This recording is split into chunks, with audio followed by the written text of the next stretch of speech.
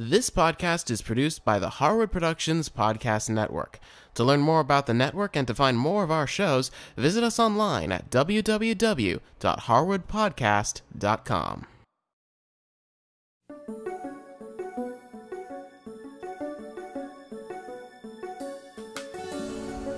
Hi, I'm Helene Woods, and this is Let's Quilt, episode number 13.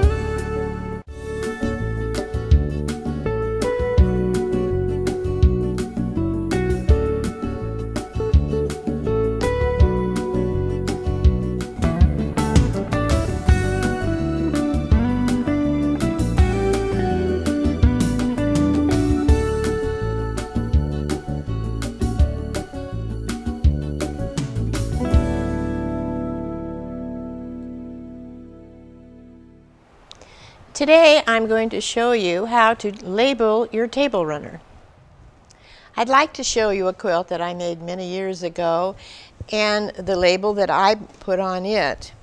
And this is kind of a representation of what you can do on yours. The name of the quilt, who it was quilted by, you can add your name there, the city if you'd like that. And then I entered in here, it was a Merry Christmas, and this was to Cindy and Kevin. So you have the name of the people that you're giving it to and possibly what the occasion is. To dress it up a little bit, I like the sunflowers. So I have a embroidery machine, a sewing machine, and so I embroider those on with my sewing machine. Here's our table runner, and I'd like to share with you the label that I have designed for it. Here's the label that I have designed, and the information for you to make it will be up on our website. To start making your label, you'd get a piece of fabric that you're going to use for the background of it. I've used a square here. You could actually use a circle if you wanted to. Choose the fabric for your pumpkin and then a separate color here for your stem. A great product for you to use for your fusing is made by Pellon, and it's called Wonder Under. And with it, they have great instructions. Just follow along, and they'll tell you how to fuse your pumpkins on your label. Before you actually fuse your pumpkin onto your fabric, I'd like for you to take an idea and say if you want the pumpkin here on the side. If you like it here in the middle, you can write on the edges of it. If you do the circle, you can bring it up here and write all along here. So have that all pretty planned out in your mind before you start fusing, because once it's on there, it's not going to come off again.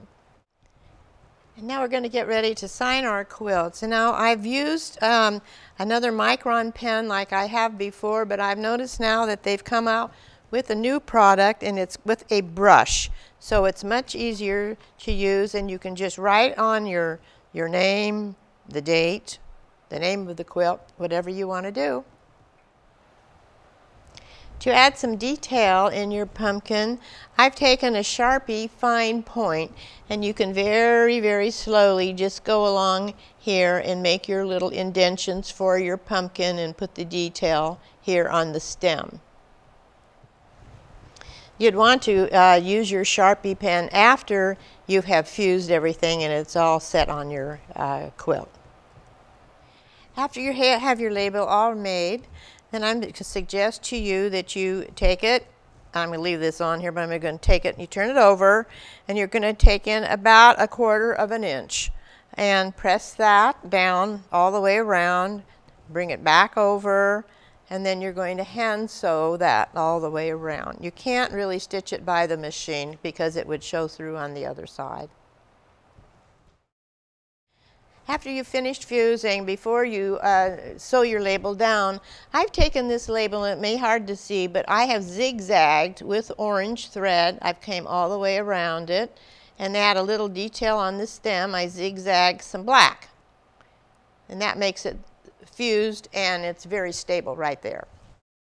Here we have our fall table runner all set for Thanksgiving dinner.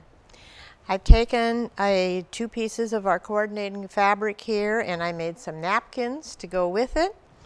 And at this time, I'd like you to just look at your table runner and see how we've got the oranges, the browns, And then we've come to our 9-patch squares and our single squares. And I think all in all, it turned out very, very pretty. And I hope you enjoy yours too. I'd like to take a moment to talk with you about your table runner and keeping it in good shape. Now, on Thanksgiving dinner, if Great Uncle George decides to slop some gravy on it, I suggest you go and buy yourself some quilt soap. And that way you can get those at your Joann Fabric or at your local quilt store and follow the directions that they have on that bottle of soap. The quilt should be able to go in your washing machine, probably with cold water and on a delicate cycle, and also can be dried, but I wouldn't dry it completely. I would dry it just to a little bit and then stretch it out and make it lie nice and flat again and give you years and years of wear. The next time we get together, I'm going to be sharing some photos that people have sent in of their wall hangings. And at the same time, if you would take a picture of your wall hanging, if you haven't, and maybe enjoy sending us one of your table runner, we would be more than happy to show that and share it with our viewers. I'm working on our next project, which I'm anxious to share with you. And so, till next time.